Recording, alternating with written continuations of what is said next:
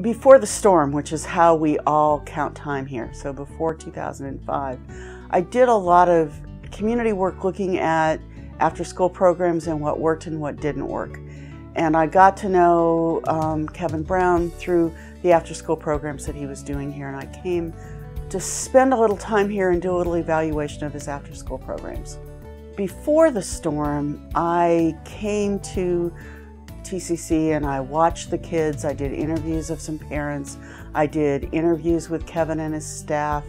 I wrote up pieces of their work about what worked, what didn't work, and I was struck by how involved he was in this community.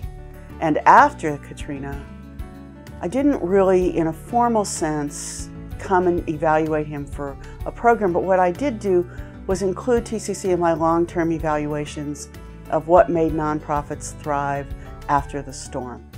And so he's included in a chapter of mine. His organization is included in this chapter where I talk about how organizations understood the difference between the context of pre-disaster and the context of after disaster. And what Kevin did here in this community after a disaster is pretty remarkable. I think that what he does and what this organization does is listen very carefully to the community.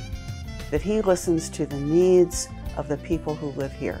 And then he takes that and in the way in which he approaches his work, translates that into actual material and emotional and I would say spiritual products that people can hang on to.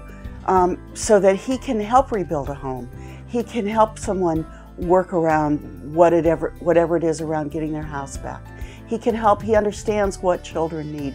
He listens to the people here and he gets involved with them and on an authentic level. I'd like to talk about who he was in this program was after the storm. He came back early. He couldn't hardly stand to leave. All of us had to leave, but he came back early. And then he said, what is it that people need? They need housing. So he started to look at how he could take his resources and translate that into immediate housing needs and long-term housing needs for the community. He got his van back. He was able, because of who he was and who the agency was, to garner these resources from across the country. And what I know, and all of us know, is that you do that with a cost. The recovery effort to recover his own home and the homes of the neighborhood, he did with incredible energy and I think cost to himself.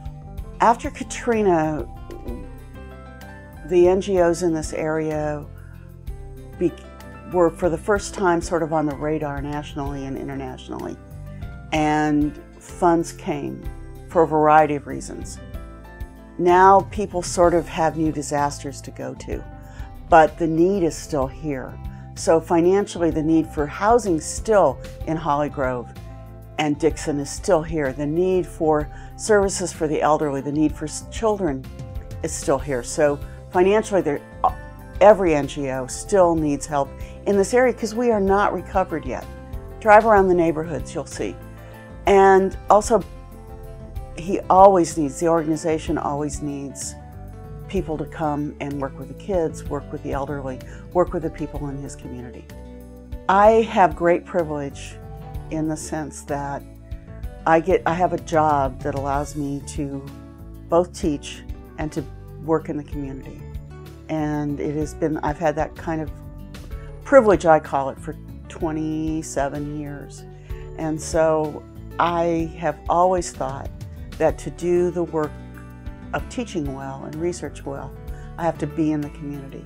And this is one of the places I am in the community.